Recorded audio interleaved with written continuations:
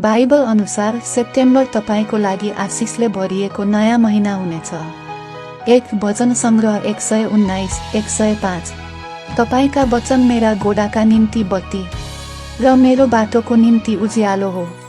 परमेश्वरको उपस्थितिले तपाईले आफ्नो बाटो हराउनु हुने छैन। 2 प्रकाश 3:8। हेर, मैले तिम्रा सामुन्ने ढोका खुला राखिदिएको छु, जो कसैले थुन्न सक्दैन। परमेश्वरले तपाईको लागि नयाँ अवसरहरू खोल्नुहुनेछ। 3 फिलिप्पी 4:19।